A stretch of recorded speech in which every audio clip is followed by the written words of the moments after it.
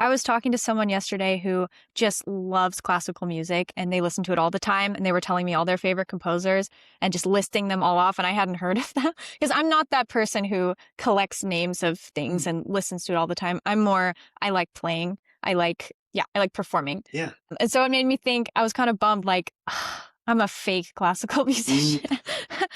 But you're saying people get into it for different reasons and it's totally valid? First of all, you shouldn't be having me shamed for hearing a composer that you haven't heard of. Yeah. I mean, and then of course, I'll always people be like, you don't know this, but Yeah. I just expected you. But we all have like gaps or music we haven't played or haven't heard. I listen to Taylor Swift sometimes, okay? Of course. Yeah. I mean, listen, I actually think interests and even just for fun. I mean, listening to other genres can only sometimes help the other thing for different reasons and help our craft and other things we're doing. I mean, there's certain people I talk to and I'm like, okay, I don't know that piece or another piece. And then, or I'll talk to other people about a specific, instrument or weird electronic that we had to use. And they're like, what? You just smile and nod. Yeah. Or looking at me like, so, I mean, yeah, and then there's musicologists. You feel like you always need a thesaurus talking to, Yeah. So, but yeah, I think they're, different types of music and different types of people, it speaks to them, in different ways. And, like I said, I was like born into like that world. Like my father was a trombonist in the Boston Symphony. Okay. Yeah. Can you take me back to the beginning, the start of music? Sure. So, the first instrument I actually had lesson on was trumpet for like 2 weeks. My dad's a brass player, so I just had like when I was 6 years old, just some like very preliminary, just a couple of weeks on a lesson, and would kind of move on violin for 8 months, and then recorder when everyone was playing recorder. But I started a little bit earlier and was like trying to play in other things, and then thought, oh, can I play this? And then I think my mom was kind of like, you usually don't play that in an orchestra band. And I'm like, oh. You're going to be an orchestral recorder player. Yes. Yes. Recorderist. It's not too late. Yes. Unless I want to do your next music, interest. Right? Yeah. Yeah. Who knows what I'd do with them now. Yeah. If they experiment. And then played the oboe, like starting in, I think when I was like just before 10 years old. So it was like fourth grade, fifth grade, like a lot of people start with an instrument then, yeah.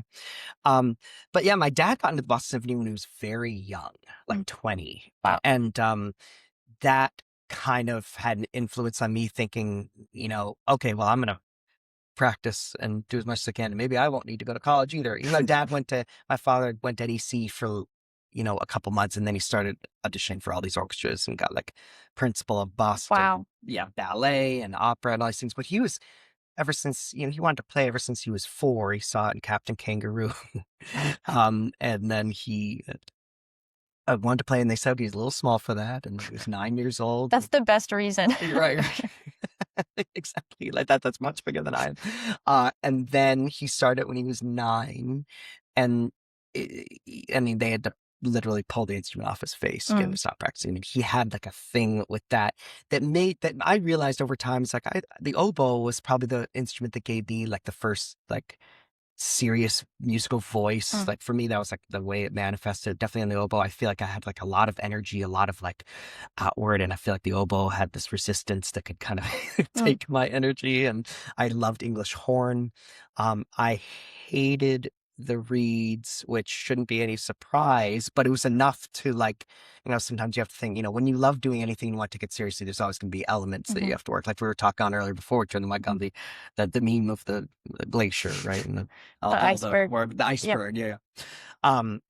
So I realized just over time, and even when I was going to NEC, even though I was having an interest in conducting and wanting to conduct in the mirror to Mahler symphonies in high school, and I was an intense kid who'd, fall asleep listening to Shostakovich, 7 and, 10 and Bartok and all of these things. I was definitely an intense kid. And I kind of would pick away at the piano here and there. I would play and have my own little compositions that I just memorized on the piano over years.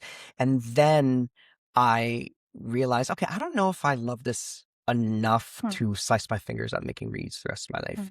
That was just like me. I also just naturally not a good handy craftsman. And again, not saying that deters everyone, but for me, it was enough to kind of make that I think I love music so much. I can't keep doing this.